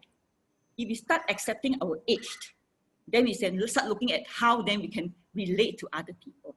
So it's very important at the personal level and interpersonal level, we have this. Let me share this with you. If I say Dolly Parton, she's been 74 this year, our country singer, US country singer. If I tell you that she is going to be on the poster, is going to be on the post of Playboy at 75. Look at the chat group. Give me your reaction. You support? You think, yes, so old still on Playboy magazine? Or you think that, great, just like Casey says, 80, I can still be a silver force. 80, I can still climb Himalayas. I can climb mountains. But we tend to stereotype at 75, really? For Playboy magazine? So this is where I think unbiased, unconsciously, we are very biased about and stereotype aged. And we need to stop thinking like that. That is the first conversation. 2, in the social space, they did a social experiment. They have a group of about 5 seniors. They are professional consultant, graphic designer, fitness instructors, and they put together with a group of younger photographs. And they say that this experiment is finding white 2 whitening toothpaste, and you put a social ad, and they ask a group of young people to pick the pictures. Many of them think that the picture should have, so for the ad, it should be someone that is basically active, fit, dynamic, adventurous, motivating, tenacious, energetic, strong. And what pictures do they pick? What are the young ones? Stereotyping. In the space, unconsciously, we are doing that. And in the old, how many receive this kind of birthday cards? We make fun of our birthday cards. We make fun of the old. We tell them that basically you're old. No need to take your life so seriously. You are old. You cannot do a lot of things. So behaved. You are old. Don't ask too much questions. You are already that aged. You should just enjoy life. And this is very important social space in this stereotyping. How many of us have made this mistake? We have old folks at home. When they're old, what did they tell them?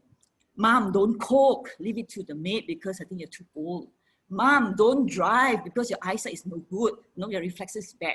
Stop doing all these things. Stay at home and relax and enjoy your life. You now deserve enjoying your life. Be disempowered them. Again, what Casey talked about, empowering is very key. The minute we stop empowering them, they become disempowered. They will think that they are old. They'll think they are useless. They're helpless. And that's where I think the conversation will just go downhill. And this is where I think we need to sort of look at this space and say that if you're doing stereotyping, how can we then stop or tackle this? It is a real concern. Because when you have personally think about yourself as basically you don't like to be old, and in the social space, interpersonal space, you think you are old, and in the social space that all of us are thinking that we define who is young, who is old, then naturally come to institution, you have discrimination. It will then translate into behavior and action. And in the workplace, I need to share this because I sit in Center for Seniors. We work with a lot of older workers. They come by and we do focus group with them. And these are always the 2 things that surfaced. Older workers are less productive. Older workers unable and unwilling to learn new things. Old dog don't learn new tricks. And a lot of HR tell us that, hey, old people not really fit for work, especially my work. I need physical strength. I need you to stand longer hours. I need you to do this. I need you to be this. I need you to be, it's a stress environment. It's a fast environment. And we think older people are really not productive. Despite research after research, we tell them that basically not true. So that's where I think we need to look at this. And it plays up again and again, despite what we say at the top level of policy level or incentive program, these things will happen. And I really want to bring to the front what I talk about. And this is the most recent I received. We actually work with employer. And we spend a lot of time explaining to them why we have a talent pool of older workers in their 60s. And they asked us whether there's anyone that's able to have secretarial experience. I said, yes, we do have. But when the traineeship program by WSG came on, traineeship program for the young ones, the employer came back to us, oh, no, put on hold. We have this SG United program where we're waiting for someone, for intern, the young intern. So at the end of the day, it's what? They will switch from seniors to young ones simply because it makes money sense. Like I say, even this, for job redesign to really work, we need employers or the supervisor involved to able to know and to really value our older workers and to basically face this ageism squarely. Otherwise, it really is difficult to push this button or push this needle of job redesign, no matter what we say.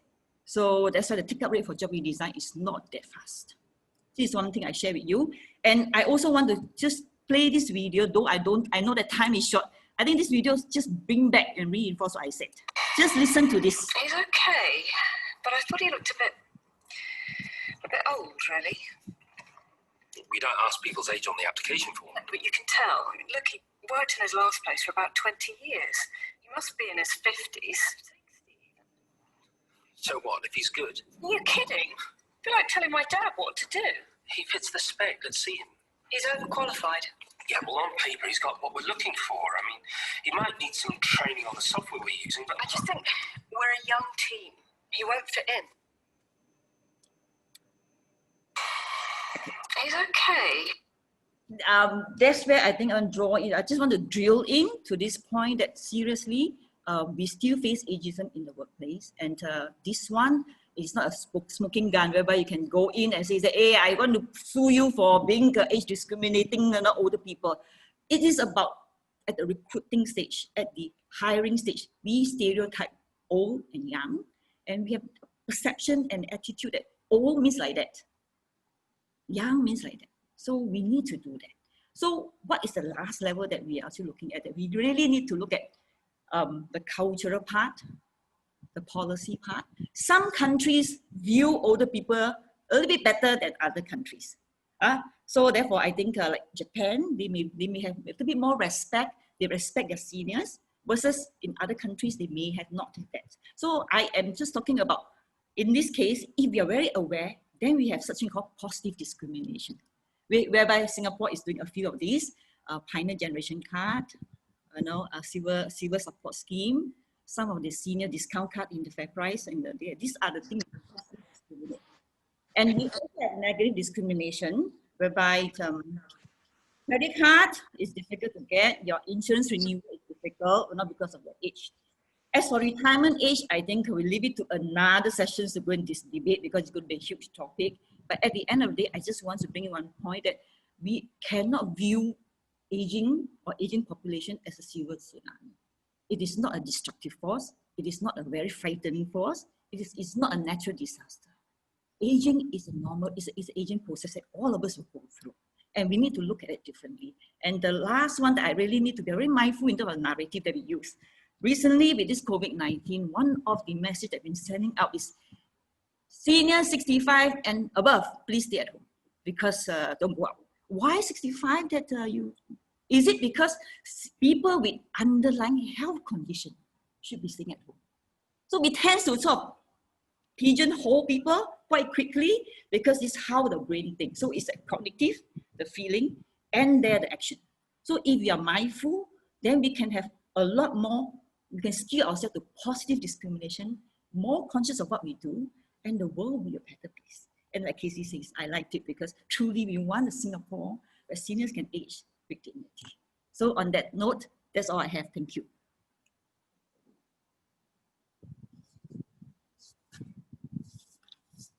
Shivari, that's all I have. I pass back to you.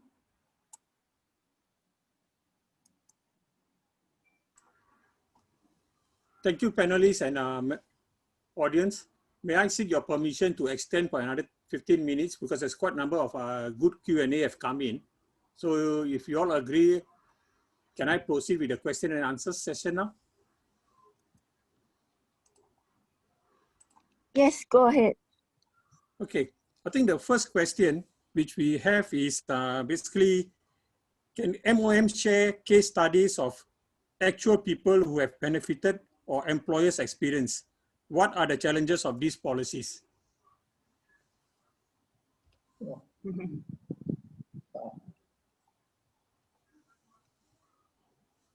Hi, Tiwan. Yeah, can I repeat the question to you? Yeah, go ahead. Okay, can MOM share case studies of actual people who have benefited or employers' experience? What are the challenges of these policies? Sure. Well, that's quite a broad question, but essentially, well, if you're relating to what I shared earlier about support that's given, financial support in terms of job redesign, in terms of helping find part-time opportunities, and extending the re-employment age and so on. These are only support schemes. It still needs greater awareness amongst employers, firstly. And secondly, well, the support may be there, but would employers know how to redesign the jobs actually for the workers? It may go, well, simple things to do could be, just purchase screens that can make the fonts larger. But those are simple things that can be done, but may not solve all the problems.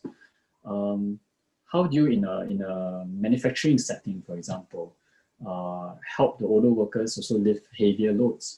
How do you change the processes where their sitting positions can be better, and so on? And these are some sometimes, while employers are also willing, support schemes are there, but the expertise may not be so forthcoming. And this is where I think more help can be given to the companies to help them to give them guidance on how to redesign some of these jobs. The guides are available, but actually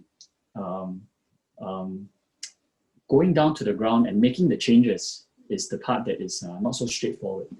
And if companies out there who have already done so are able to share the best practices, practically give advice how to, actually make these changes that will benefit workers, I think that is one way to help. So creating some communities of practice, sharing best practices. I mean, our speakers have also shared how some of these could be done. I think will be one way to go. Tiwan. Thank you, Mr. Lim. Okay, there's another question. Will civil service be reviewing the CEP, means the current estimated potential end of career growth age at 45 years, now since retirement age has been increased? So who will be taking this? Peck Kim or Ms. Lim? Mr. Lim? Well, the quick answer is yes, civil service is reviewing the CEP. Okay. Thank you. Next question we have is, will there be more government support for entrepreneurship among seniors? It seems that most entrepreneurship initiatives are targeted to your youth. Is that a form of ageism?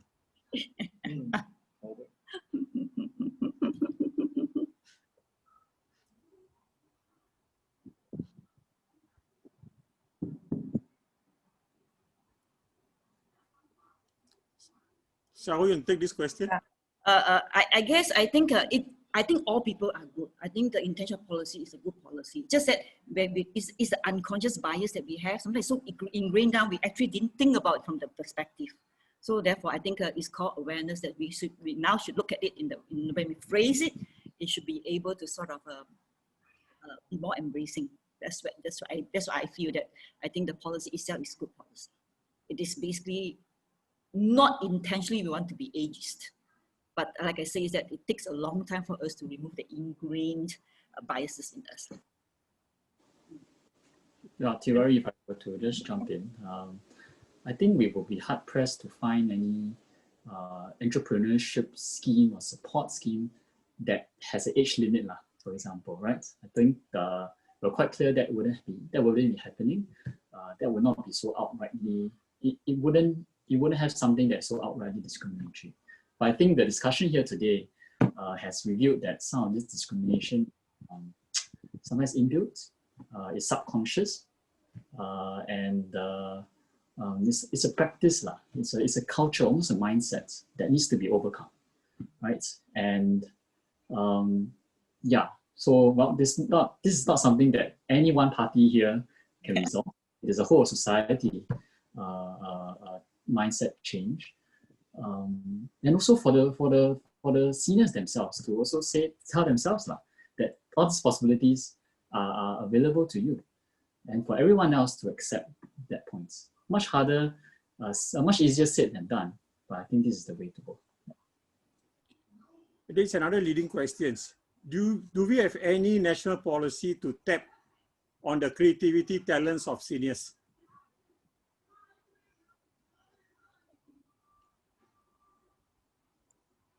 Yes, I think, yeah. That's my question.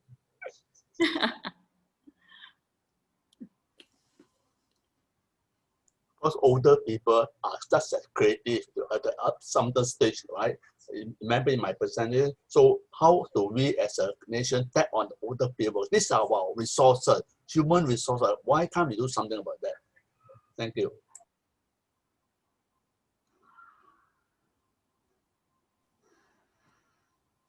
Well, thanks for the question. Maybe I'll just attempt an answer.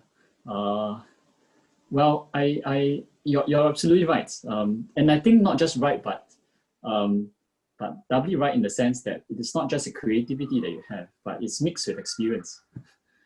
So our seniors compared to the younger ones, they may have bolder ideas, but they may not have seen as much about how the world has worked.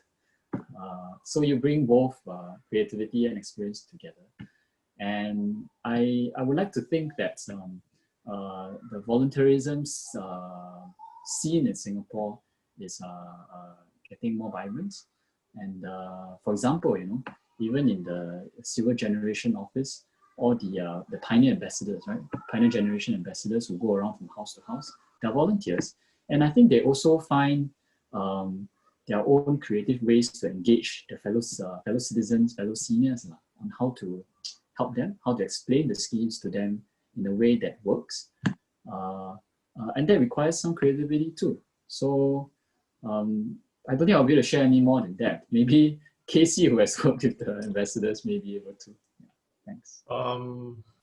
Thanks so much. If I can, of course, I think the mention was about the Silver Generation ambassadors, for which, as I highlighted, more than half of them are seniors themselves. But I thought to Thomas' question, in terms of how do we tap on the creativity, and the earlier question, the ideas, entrepreneurship spirit of our seniors. Actually, to me, we need to adopt, I feel, the mindset that our schemes, programs, and support areas should, in my view, be age agnostic. So no matter what age you are, actually, if you have ideas, if you want to start a business, and you want to actually do something that's quite different, we and the government should be able to support you. Of course, I think it is a journey. I must confess that I think that it is still not the case in terms of how we're structured certain programs and schemes across. I'm talking generally, but I think if we can adopt the mindset, I think the opportunities will be a lot more. I recall, if I can, Thomas, I used to work with this fantastic lady who unfortunately passed away, called Helen. And she's an entrepreneur who started this cafe for seniors. Fantastic lady. Yeah. I was really, really inspired. I was really, really inspired by her. Yes. And so that's, to me, you see the drive, the energy that she had, right? And she used to engage me in terms of, setting up new things, new venture.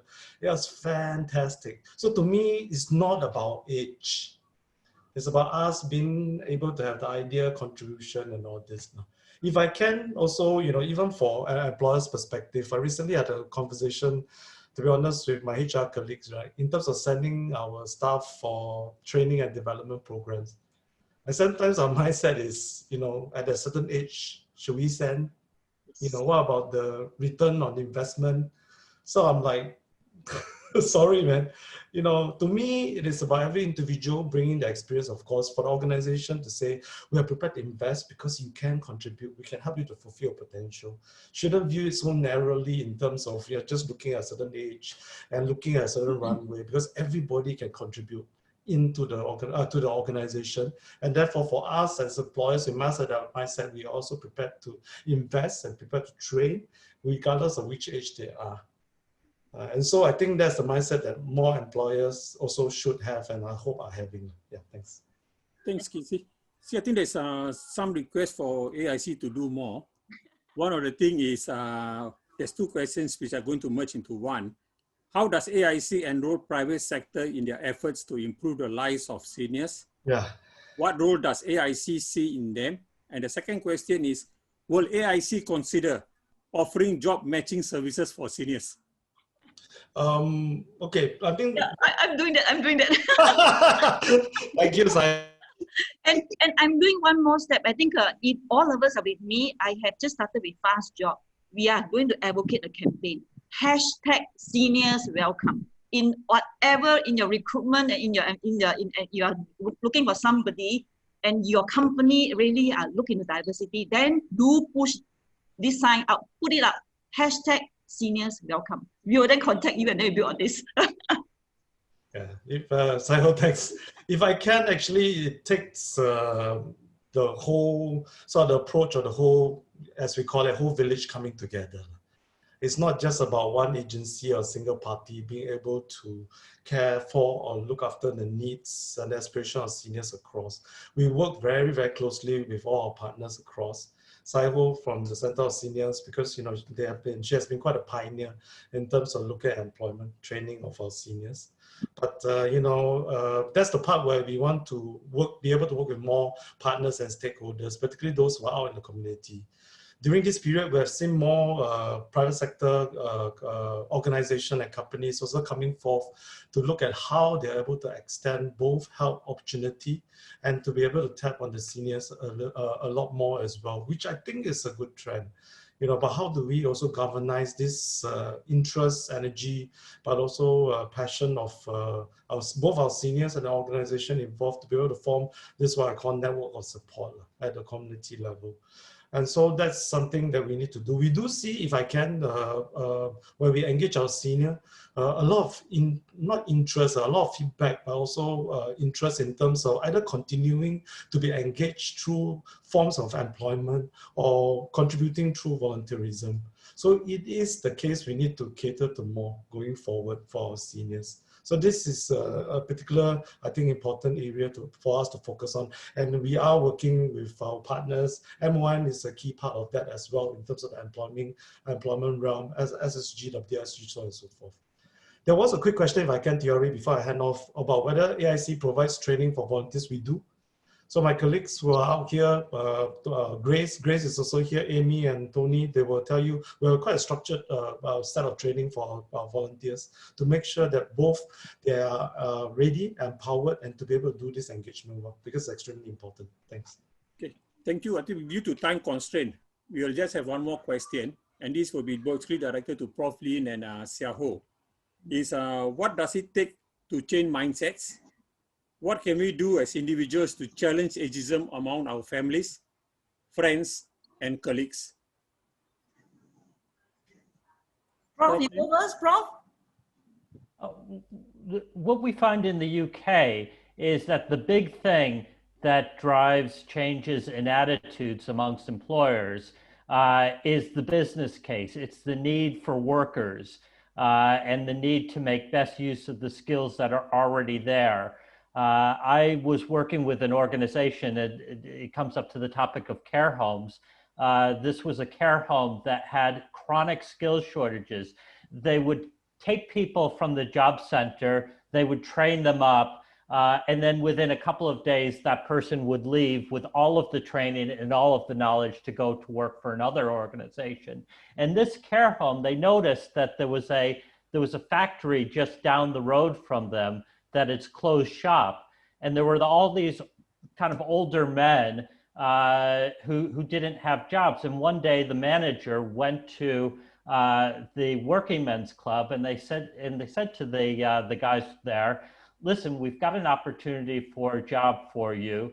We'll train you up. While we're training you, we're going to be paying you a living wage. You can see if you like the job. If you like it, then you can stay with us. That's great. If you don't like it, then you can go. And what they found was that about 80% of the people that they hired that way stayed with the organization, stayed with the care home later. So they thought expansively of recruiting from people amongst people they wouldn't have thought of before. They didn't really think of older men as care workers, and they offered them something that suited their needs. And this was really the driving force. So it wasn't proselytizing to them about the value of older workers. It was a need that they were facing, and they addressed that need accordingly. Rob, I agree with you. In Singapore context, I think it is really about the mindset. I think these three parties here, the three stakeholder, mindset of our seniors need to change. That they really need to look at themselves and then do an evaluation where they are in terms of their skill sets and what they can contribute. Two, our employer got to step up a lot more, and I feel that the employer is not stepping up enough to look at how they can actually job redesign some of the job roles for seniors, including how do we train our frontline staff to be able to have age management framework, training to manage older workers. And third, in the workplace, we have gen kind of activities. And we do not want to pitch the young versus the old. I think it's not what we want. We want the young and old to work together as a diverse team, and the diversity and the age inclusive thing. And this is something whereby we need really the company to actually put in a lot of policies and a lot of schemes that encourage this and then showcase. We need industries champions from the industry to showcase that what they have done, that then we can then put forth that these are possibilities. And this is what I guess we've been trying very hard to do. And lastly, I think the government put a lot. I think government's value proposition is basically that we want to make sure that workforce, everyone can have a place and everyone is to age actively. We have a role, and keeping going back to work, continue working is one of the way to keep active. So they are aware of this, and we have many schemes. So it's a question of three parties coming together and then to see how then we can come to have some role models and some role industries to showcase.